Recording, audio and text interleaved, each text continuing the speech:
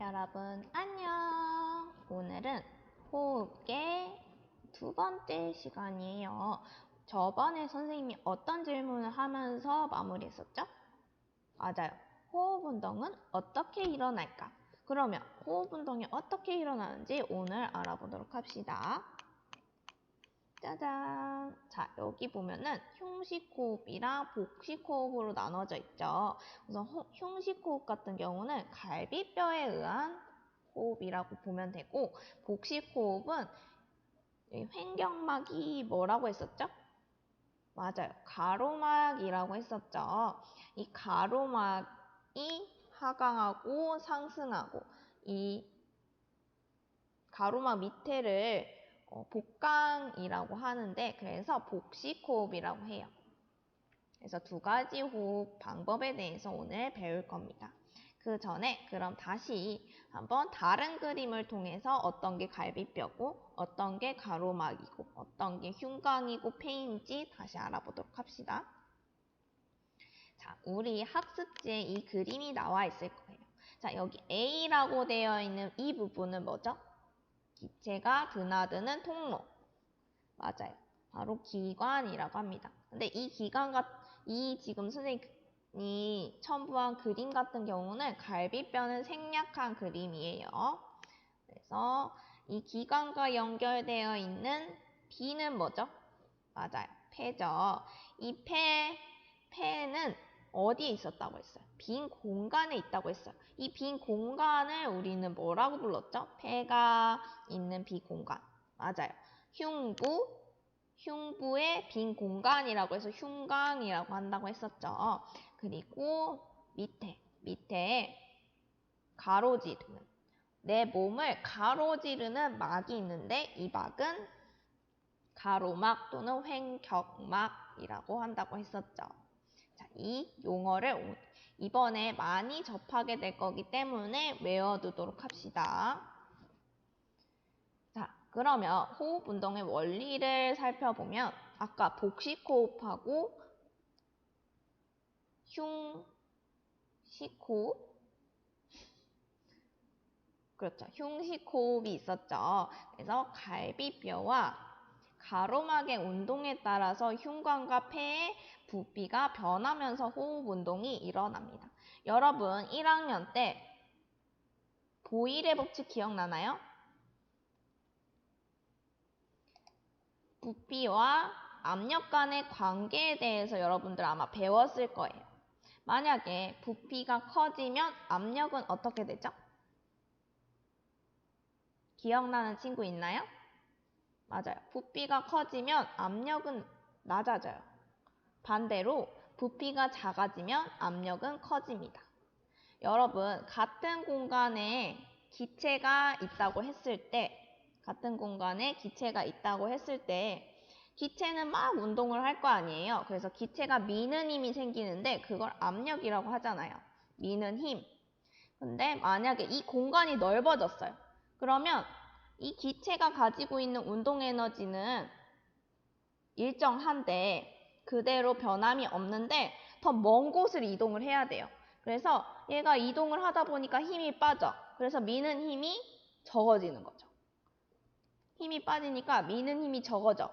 그러니까 부피가 커지면 압력은 작아지는 거예요. 그래서 부피랑 압력은 반비례다. 만약에 부피가 작아졌어. 그러면 얘는 운동 에너지를 쓸 수 있는 범위가 작아요. 조금만 움직여도 나는 벽에 부딪힐 수 있어. 그러니까 얘는 운동 에너지 덜 쓰는 거죠. 그래서 미는 힘이 강한 거예요. 미는 힘이 강해. 그래서 부피가 작아지면 압력은 커지고 이런 식으로 부피와 압력은 반비례입니다. 이해됐나요? 우리 이걸 잘 기억하고 있어야지 이 호흡 운동의 원리를 잘 이해할 수 있어요. 자, 그러면 먼저 들숨부터 봅시다. 들숨이라고 하면 우리가 숨을 들이마시는 거죠. 공기를 들이마시는 거예요. 대기 중에 있는 공기를 우리가 들이마실 거예요. 공기가 들어가려면 우선은 가로막이 내려가야 돼요. 가로막이 내려가고 갈비뼈는 올라가야 돼요. 갈비뼈가 올라가고 가로막이 내려가면 그 빈 공간, 흉곽이 커지죠. 흉곽의 부피가 커져요. 흉곽의 부피가 커지면 흉곽의 압력은 어떻게 되죠? 작아지겠죠. 그러면 흉곽 안에 있던 폐를 누르는 힘이 작아지는 거예요. 그럼 폐도 커질 거예요. 폐도 커지면 폐의 압력은 작아지겠죠. 자, 가로막이 내려가고 갈비뼈가 올라가면 흉곽과 폐의 부피는 커집니다. 폐의 부피가 커지면 폐 안에 있는 공기가 압력이 낮아지겠죠. 폐의 내부 압력이 낮아지면 대기압보다 낮아지게 돼요. 그럼 항상 물체는 물질은 높은 쪽에서 낮은 쪽으로 이동을 하는데 대기 중에 공기가 많아. 폐보다. 그러면 대기 중에 있는 공기가 폐 안으로 들어오겠죠. 그래서 공기가 폐 안으로 코, 기관지를 통해서 폐 안으로 들어오게 됩니다. 이거를 들숨이라고 해요. 들어오는 숨. 그래서 다시 표로 정리를 해보면 갈비뼈가 상승하고 가로막이 하강하면 흉곽의 부피가 커지고 그럼 흉곽의 압력이 낮아지고 그럼 폐의 부피도 커지겠죠. 그럼 폐의 압력이 낮아지니까 공기의 이동 방향은 몸 밖에서 폐로 대기압보다 폐 안의 내부의 압력이 낮아지니까 몸 밖에서 폐로 공기가 이동을 할 겁니다. 자, 이거 여러분 학습지에 적어 놓도록 하세요. 이 표는. 자, 그러면 이번에는 날숨을 보도록 할게요. 날숨은 반대로 우리가 들숨 제대로 이해했으면 날숨은 어떻게 해야 되겠어요? 폐 내부에 있는 공기의 압력을 높여서 대기압보다 높여서 공기가 빠져나가게끔 해야겠죠. 그럼 어떻게 해야겠어요? 흉곽의 부피를 감소시켜야지 되겠죠. 왜냐면 흉곽의 압력이 높아져야지 폐의 압력이 높아지고 대기 중으로 숨이 내부에 있는 공기가 나가겠죠. 그러려면 가로막은 올라가야 되고 갈비뼈는 내려가서 흉곽의 부피가 작아지고 폐의 부피도 작아지면 폐 내부의 압력이 대기압보다 높아져서 결국 공기가 몸 밖으로 나가게 되겠죠. 이해됐나요?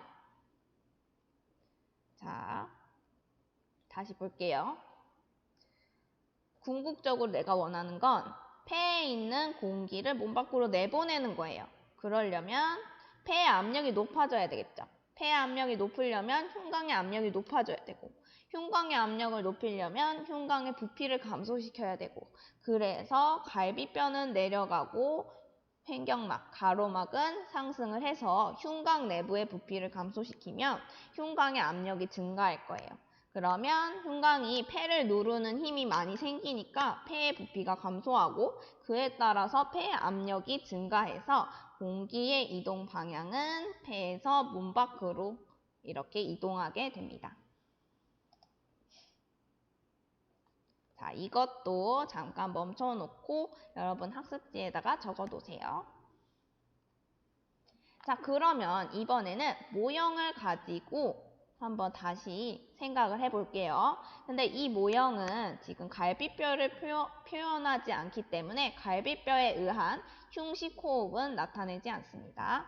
다만 횡격막, 가로막에 의한 복식호흡에 의해서 어떻게 폐로부터 공기가 들어오고 나가는지 그걸 보는 거예요.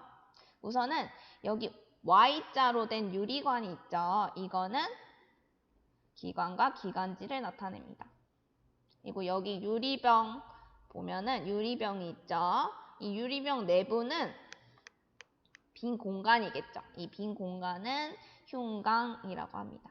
그리고 여기 고무풍선 2개가 달려 있는데 이거는 폐를 나타낼 거고 그리고 지금 내가 잡아당겼다가 놓고 이런 이 고무막을 가로막이라고 해볼게요. 자, 지금 보면은 이 가로막을 잡아당겼을 때, 나의 경우를 한번 먼저 볼게요. 자, 가로막을 잡아당겼을 때 이때의 경우는 뭐죠? 이때의 경우는 흡기인 단계인데요. 흡기라는 거는 숨을 들이마실 때를 흡기라고 해요. 흡입했다. 그래서 흡기일 때를 보면 가로막을 내가 잡아당겼어. 가로막이 밑으로 내려갔어. 그러면 흉곽의 부피가 커지고, 그러면 흉곽 내부의 압력이 낮아지니까 폐에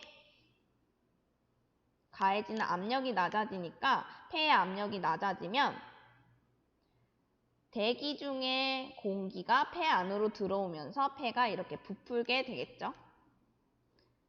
그리고 이번에 놓을 때를 볼게요. 놓을 때는 날숨일 때, 날숨을 할 때, 숨을 내쉴 때, 이거를 호기라고 하는데요. 이때는 가로막을 잡아당겼다면, 흡기 때 잡아당겼다면 이번에 놓아요. 놓아줬을 때, 그때 흉곽의 부피가 감소하고, 그러면 흉곽 내부의 압력이 증가하면서 대기압보다 압력이 증가하게 되니까 이렇게 부풀었던 폐의 공기가 외부로 빠져나가면서 이렇게 폐가 쪼그라드는 공기가 밖으로 이동하는 이런 호기가 일어납니다. 자, 여러분들 학교에 나왔다면 이걸 직접 실험해 봤을 텐데 같이 할 수 없어서 매우 아쉽네요.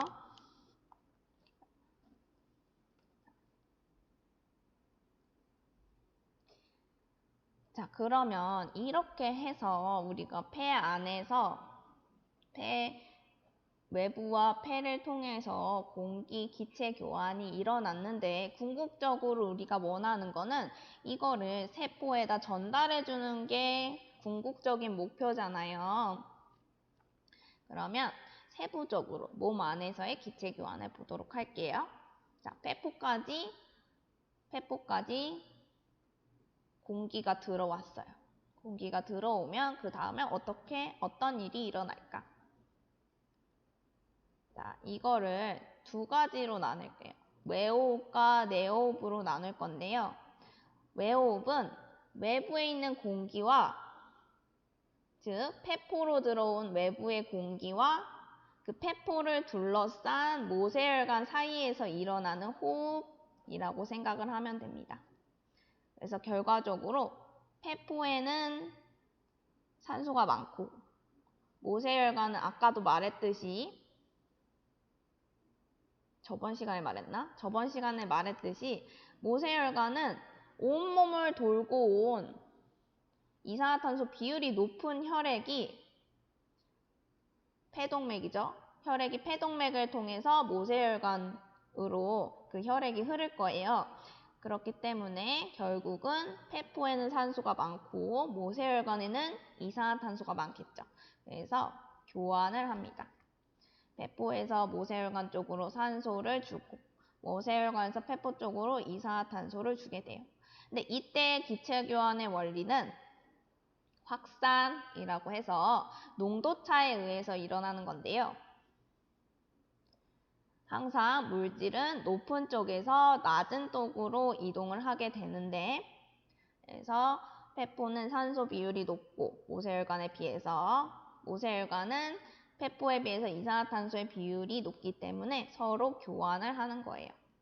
이렇게 교환을 해서 결국 혈액의 산소 비율이 높아졌죠. 이렇게 산소 비율이 높아진 혈액이 폐정맥을 통해서 심장으로 가면 심장에서 펌핑을 통해서 온몸으로 전달을 하죠. 그래서 온몸으로 전달해서 대동맥을 통해서 모세혈관으로 이어지게 될 거고, 이 모세혈관으로 둘러싸인 세포들은 또 전달을 받게 되겠죠. 기체 교환을 하게 될 거예요. 그래서 네오호흡은 이 모세혈관과 조직세포, 그냥 온몸의 세포, 조직을 이루는 세포들 간에 일어나는 호흡을 말하는데요. 이때는 이 모세혈관이 대동맥과 연결되어 있는 모세혈관의 산소 비율이 높을 거고, 조직세포는 계속 산소를 쓰기 때문에 산소는 쓰고 이산화탄소는 내보내기 때문에 이산화탄소 비율이 더 높을 거예요. 그래서 서로 또 교환을 하겠죠. 그래서 산소가 많은 모세혈관에서 조직세포 쪽으로 산소가 전달이 되고, 이산화탄소 비율이 높은 조직세포에서 모세혈관 쪽으로 이산화탄소가 전달이 되고, 이때도 마찬가지로 확산에 의해서 이런 과정이 일어납니다. 자, 그럼 결과적으로 외흡결과 폐포로 온 이산화탄소는 그럼 어떻게 되냐 보면은 어떻게 되겠어요? 그렇죠. 날숨에 의해서 공기 중으로 빠져나가겠죠. 그럼 두 번째로, 그러면 내혹결과 조직세포로 온 산소는 어떻게 될까? 우리 광합성 할 때 세포호흡에 대해서 배웠었죠. 우리 세포도 마찬가지로 세포호흡을 해요. 그래서 산소를 가지고 포도당을 분해해서 에너지를 얻는데, 이때 산소를 사용하고 이산화탄소를 내보내는 이런 세포호흡이 일어납니다. 자, 이해됐나요? 세포호흡에 대해서는 이후에 또 배울 거예요. 자, 그렇다면 폐포에 전달된 이산화탄소가 날숨을 통해서 공기 중으로 나간다고 했었잖아요. 그러면 날숨에는 이산화탄소의 비율이 산소 비율보다 많을까요? 자, 이거 한번 생각해 보고 인터넷 검색도 해보고 뭐 유튜브도 찾아보고 한번 생각해 보는 시간을 가져봅시다. 자, 오늘의 숙제는 스스로 확인하기 179쪽 풀기입니다. 생각해 본 결과는 다음 시간에 한번 다시 토의해 보도록 합시다. 자, 오늘 수업은 여기까지 할게요. 2학기에는 꼭 A 받도록 노력해 봅시다. 안녕.